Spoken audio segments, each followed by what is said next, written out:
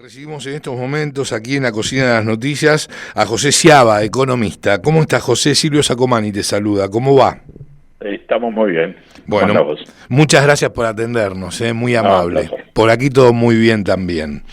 Bueno, Bueno, a ver, tenemos que el dólar oficial versus los dólares financieros, ¿sí? Se está cortando la brecha entre ambos.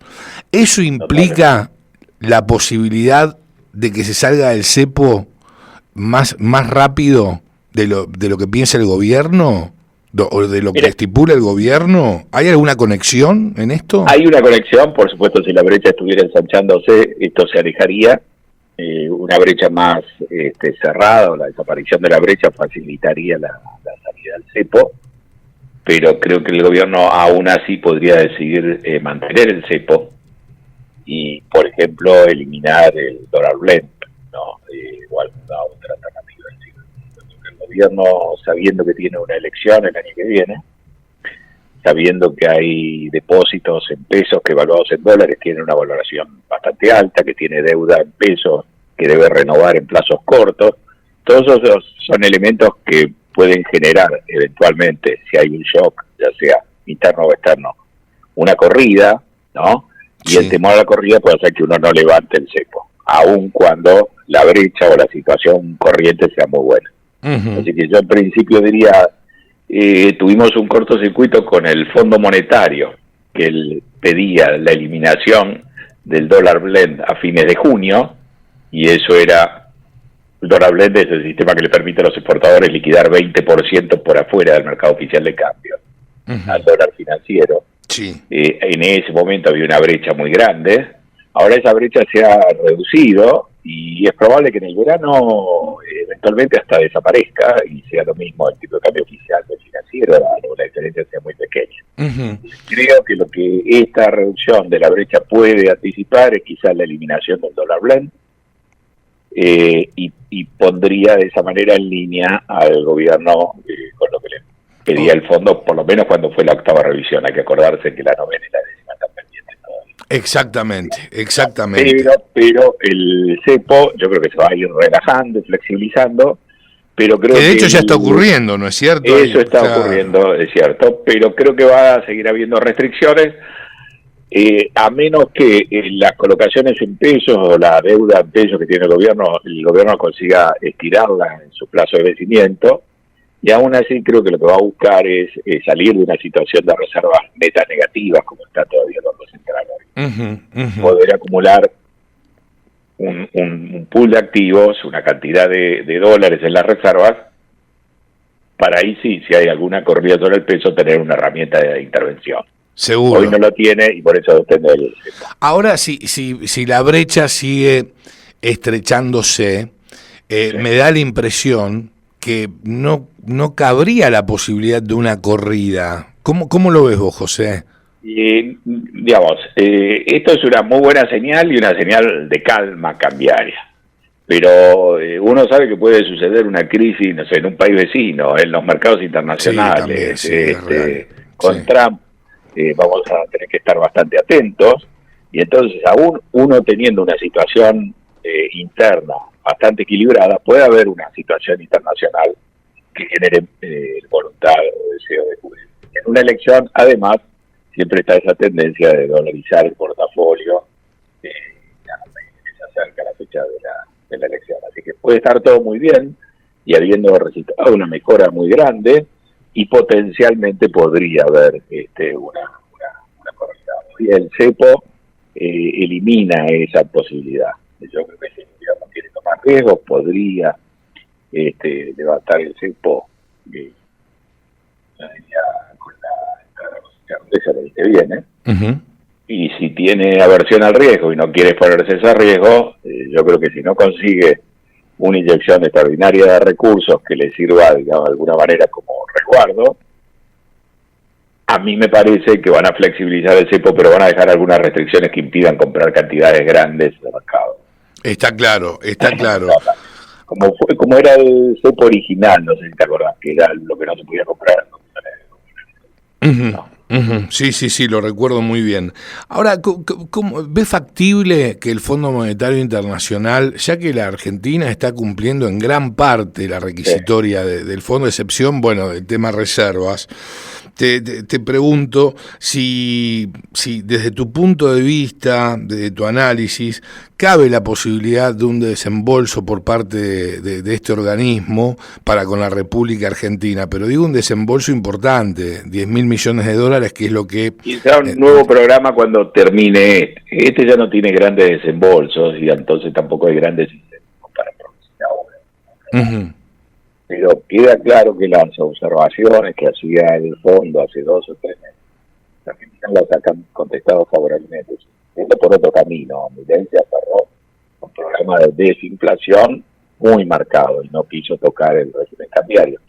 Pero no era que estaba pidiendo tiempo para no hacer nada. En ese periodo, de junio para acá, hemos visto una reducción muy fuerte de la inflación y con el éxito del blanqueo, además una recomposición también de la posición de reservas y un sistema financiero que ahora tiene mucho más dólares.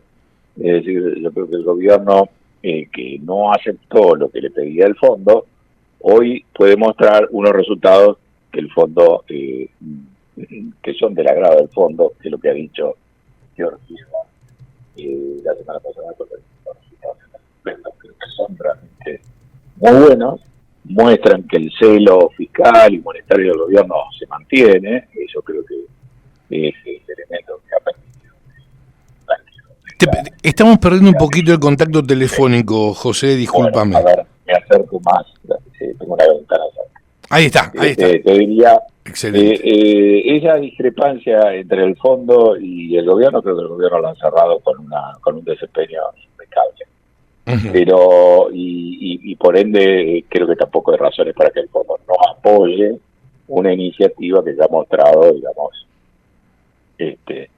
bastante voluntad de introducir un cambio, pero el timing podría postergarse para más avanzado del 2025. Okay. Estos fuertes operan en el 2026 y yo creo que sí, antes de eso vamos a tener un programa, y en ese programa el fondo puede o aumentar su exposición, aumentando los desembolsos, o digamos programar los desembolsos que hace el fondo y los pagos nuestros de una manera tal de que los desembolsos primero y por ende también una para mejorar la posición de reserva. José, ¿cómo estás? Javier Manzano te saluda. Muy bien, ¿cómo estamos? Bien, bien, gracias.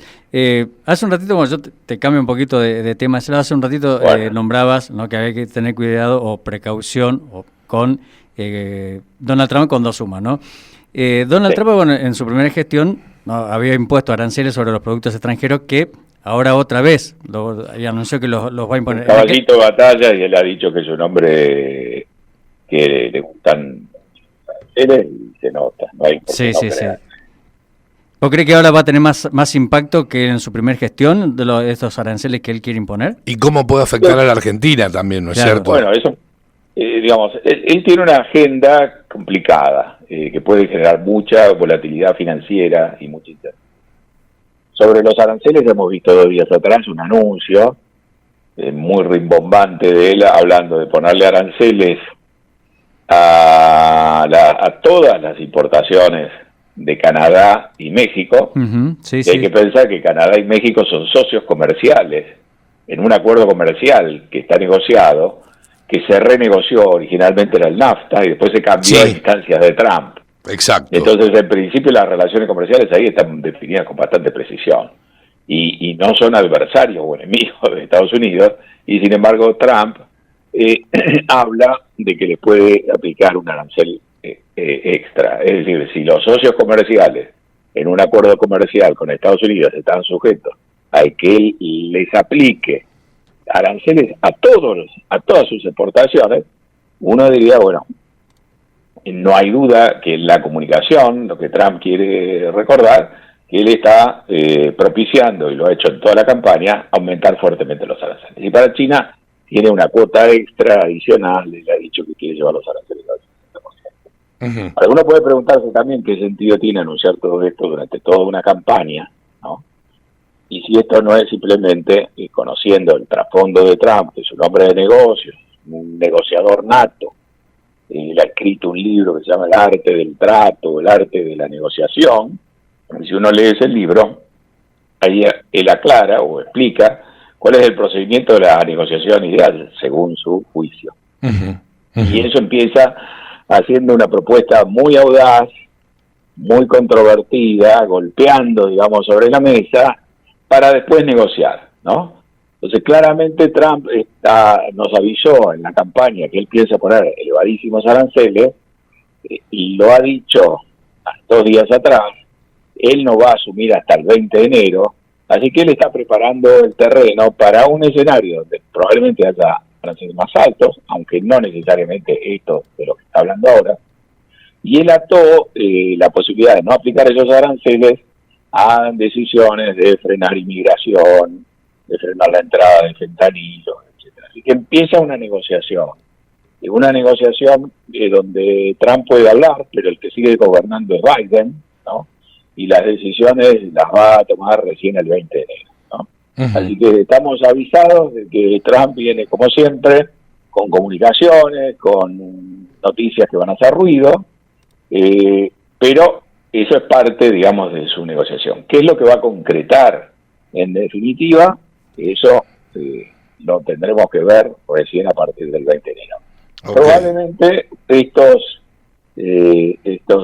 estas señales lo que terminen alumbrando es alguna especie de acuerdo, o de negociación, o de cambio de reglas de juego que pueden afectar el comercio y otras cosas que no son comerciales, como en su primer gobierno, China firmó un acuerdo para aumentar las adquisiciones de productos americanos. Aún así recibió aranceles, no sobre todas las exportaciones, y un arancel de alrededor de 25 puntos, ahora está hablando de poner 60. Que Trump puede hacer mucho ruido con los aranceles, mucho ruido con el freno a la inmigración y con las deportaciones masivas. Ha dicho que va a deportar 11 millones de extranjeros, inclusive él ha puesto restricciones en su momento a trabajadores que tenían una entrada legal, que tenían visas especiales de trabajo, etcétera. Y también Trump quiere recortar los impuestos, una baja de impuestos que él hizo y quiere renovar, y otros impuestos específicos. Toda esa agenda es un cóctel con un sesgo bastante inflacionario, y eso puede complicar. Puede complicar el mercado internacional, puede complicar las cotizaciones de las monedas, porque los aranceles pueden ser replicados con una devaluación de otras monedas. El mercado lo está recibiendo a Trump con una suba de las tasas de interés de largo plazo y con un dólar mucho más firme. Eso está golpeando ya los commodities, y la Argentina se puede ver perjudicada por todos esos elementos. Precios de sus commodities más bajos, quizá un mercado de capitales más ¿te acordás que ya pasó con el biodiesel cuando Trump con el gobierno de Macri? Es una muy buena acotación, ¿no? Teníamos Milei tiene una muy buena relación con Macri, ha sido el primer presidente con Trump, el primer presidente extranjero que recibió Trump. Pero Macri también tenía una buena relación y tuvimos el problema con él. Sí, tal cual. Ahora, cambiando el ángulo de la información, ya en diciembre se va a eliminar el 7.5% de lo que resta del impuesto país, ¿sí? ¿Puede llegar a tener un impacto positivo en el índice de precios al consumidor? Bueno, ya hemos recortado 10 puntos en septiembre. Sí, ¿no? Exacto. Y vimos un impacto directo un par de meses en el índice mayorista, que es donde pega de una manera más clara, pero sin duda que esto es un elemento que ayuda, aunque no es el elemento decisivo, dentro del proceso de desinflación que estamos viendo en todas las mediciones de inflación, pero también en el consumidor. Está más correlacionado directamente obviamente con el productos importados a nivel mayorista, pero sin duda que ayuda, forma parte, creo yo, de un proceso de decisiones, medidas y una inercia que busca una inflación más baja que la que hemos visto después de haber bajado bastante. Claro, bueno, a raíz de este punto que estás comentando en torno a la inflación a la baja, lo que piensa hacer el gobierno, ya lo han sostenido, es disminuir la microdevaluación del crawling peg, ¿no es cierto? Lo que dijo Milei fue que si se repetía un par de meses la inflación que vimos en noviembre, Exactamente. Sea un poco más alta. El gobierno estaba pensando en rebajar a la mitad la tasa.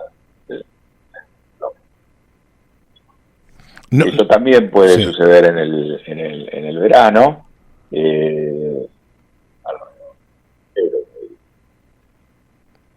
No te escuchamos ahí, José, perdóname. Probablemente en febrero, si la inflación funciona bien, febrero, marzo, se podría dar esa reducción a la mitad del Cronipeg. Por cómo viene. Obviamente me da la impresión que el futuro próximo ya comienza a ser alentador, ¿no es cierto? Sí. Todo esto estaba armado como resultado del Pacto de Mayo, que se terminó firmando el 9 de julio. Sí. Pero los elementos fundamentales estaban como para que impactasen, como ha sucedido ahora, en julio, digamos, o en junio, antes. Y ahí sucedió este cortocircuito con el fondo, que creo que iba a aportar un apoyo internacional, o a lo mejor algunos recursos frescos, y que terminó siendo la evidencia de una discrepancia y una opinión muy distinta. Y ahí el fondo, al pedir la eliminación del dólar blend y el gobierno al rechazarlo, lo que generó fue una crisis de confianza en el programa. La parte, yo diría, la viabilidad externa del programa. El programa no estaba comprando más dólares y el fondo parecía estar pidiendo un cambio profundo de régimen cambiario, y entonces, a pesar de todas las cosas que se habían logrado, inclusive la aprobación de la ley base, la reforma fiscal, la reducción de la inflación, el mercado tenía una incomodidad y una duda bastante seria que hizo que el dólar subiera a 1.400, 1.500, la brecha 50%, sí. Y el riesgo país también subiera, en agosto estaba en 1.500 puntos. Esto se terminó resolviendo por el blanqueo de efectivo, por el éxito. Sí, el éxito total, ¿no es cierto? Eso entonces terminó, yo diría, los dólares que el gobierno le pidió al fondo y el fondo no le dio, y le dijo que los tomara del dólar blend, y el gobierno no quiso tomar, los consiguió y en mayor cantidad de la población, que lo sacó de debajo del colchón. Lo cual también es una muestra muy importante de confianza. De confianza, claro. Y el blanqueo le acercó al gobierno o al sistema financiero local, sin ninguna garantía especial, mucho más dólares que los que le podía dar el fondo, ¿no? Y eso reactivó también los créditos, no solamente los hipotecarios. En el camino fueron aumentando los créditos, por aparte esa es la otra cara de la moneda del ajuste de las cuentas públicas, ¿no? No está el Estado como tomador de fondos para financiar desequilibrios mes a mes, y entonces esa capacidad prestable empieza a quedar disponible para que el sistema la vuelque al sector privado. Excelente. Y efectivamente hay una decisión muy fuerte, eso ayuda a la recuperación. En algunos segmentos el crédito es un dinamizador muy grande. Uno podría decir que a lo mejor hace que el proceso de baja inflación sea un poco más lento, porque alguien puede vender manteniendo los precios y dando plazos de pago. Perfecto. José, un placer enorme haber compartido con vos este momento. Bueno, igualmente. Un fuerte abrazo. Un abrazo, José, gracias. Adiós, hasta Adiós, luego. hasta luego. Hasta luego. José Ciaba, economista, pasaba por la cocina de las noticias.